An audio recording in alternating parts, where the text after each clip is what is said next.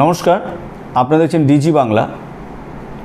গতকালকে আমাদের পশ্চিমবঙ্গে ফাঁসি দেওয়াতে ঘটে গেছে একটি দুর্ঘটনা। এই রেল দুর্ঘটনা অনেকগুলো প্রশ্ন তুলে দিল ভারতীয় রেলকে। গতকালকে ঘটনাতে প্রায় অনেক মানুষ সিরিয়াস ইনজুর হয়েছে এবং প্রায় 10 জন মৃত বলে জানা যাচ্ছে। অনেকেই এখনও মৃত্যুর সাথে পাঞ্জা লড়ছে।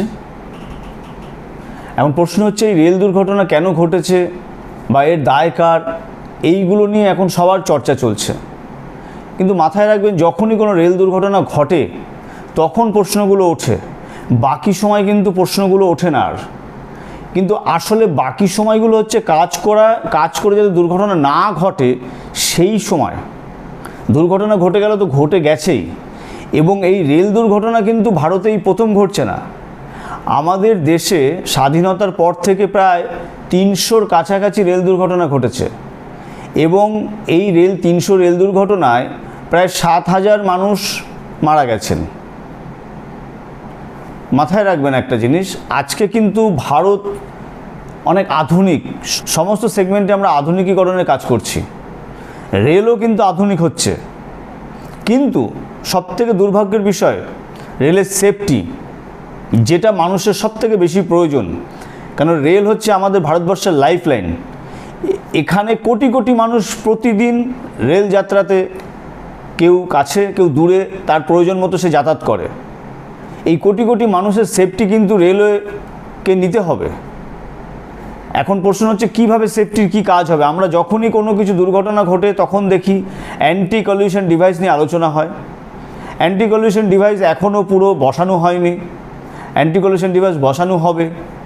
অথচ আমরা কিন্তু বন্দে ভারত এক্সপ্রেস চালু করে দিয়েছি, আমরা বুলেট ট্রেন কাজ চলছে আমাদের দেশে। আমরা জাপান, জার্মানি, চীন এদের সাথে কম্পিটিশান করছি রেলে, কিন্তু আমাদের বেসিক যে জায়গাটা সেফটি, সেইটা এখনও পর্যন্ত আমরা ঠিক করতে পারলাম না। এটা কিন্তু আমাদের কাছে ভীষণ লজ্জার। ভারতবর্ষে যখনই কোনো রেলে দুর্ঘটনা ঘটে, সাধারণ মানুষের মনে পড়ে যায় লাল বাহাদুর শাস্ত্রীর কথা। তিনি 1956 সালে তামিলনাড়ুতে যে রেল দুর্ঘটনা ঘটেছিল, তার নৈতিক দায়িত্ব নিয়ে এবং দায়িত্ব নিয়ে তিনি কিন্তু রেলমন্ত্রী থেকে পদত্যাগ করেছিলেন। পরবর্তীকালে গাইশাল রেল দুর্ঘটনাতে নীতিশ কুমারও পদত্যাগ করেছিলেন। বর্তমান আমাদের পশ্চিমবঙ্গের মুখ্যমন্ত্রী মমতা ব্যানার্জি, তার আমলেও রেলে দুর্ঘটনা ঘটেছিল। তিনিও কিন্তু অটল বিহারী বাজপেয়ীর কাছে পদত্যাগপত্র পাঠিয়েছিলেন, কিন্তু সেটা গৃহীত হয়নি। অর্থাৎ পদত্যাগ অনেকেই হয়তো করেছে বা আগামী দিনেও করতে পারে, কিন্তু আমাদের কাছে পদত্যাগ করা বা না করাটা বিষয় নয়। আমরা সাধারণ মানুষ চাই হচ্ছে সেফটি, যাতে আমরা রেলে নিশ্চিন্তে যেতে পারি, নিশ্চিন্তে বাড়ি ফিরতে পারি। এইটা আমরা চাই। এর জন্য যা যা করণীয় আপনারা করুন। আমরা আর কতদিন সাধারণ মানুষ রেলে চড়বো জীবনের ঝুঁকি নিয়ে, এবং যে কোনো সময় মৃত্যু আসতে পারে এই রকম ঝুঁকি নিয়ে আমরা কতদিন আর চড়বো? আমাদের জীবনকে একটু সুরক্ষিত করার জন্য রেলে যা যা করণীয় আপনারা করুন। কোটি কোটি মানুষ আজকে রেলে চড়ছে, আজকে আমাদের জীবন রেল ছাড়া স্তব্ধ হয়ে যাবে। ফলে যারা রেলের দায়িত্বে আছেন, আজকে বন্দে ভারত এক্সপ্রেস আপনারা করেছেন, খুব ভালো। সাধারণ মানুষ, আমাদের রেল মডার্ন হয়েছে, সাধারণ মানুষ সেটাকে উপভোগ করছে, খুব ভালো কথা।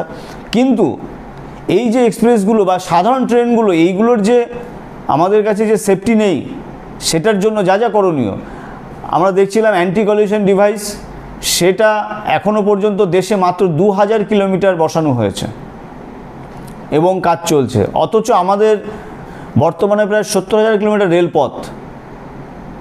জানি না এই পুরো রেলপথকে অ্যান্টি কলিউশন ডিভাইস বা সেফটির জন্য যা যা করণীয় সেটা কত বছর লাগবে করতে, আমরা সত্যি কিছু জানি না, ভীষণই অন্ধকারে। তাই আসুন, রেল মন্ত্রকের কাছে দাবি, কেন্দ্রীয় সরকারের কাছে আমরা দাবি জানাচ্ছি, অবিলম্বে আর যেন কোনো রকম দুর্ঘটনা না ঘটে, তার জন্য যা যা করণীয় দয়া করে করুন। নমস্কার।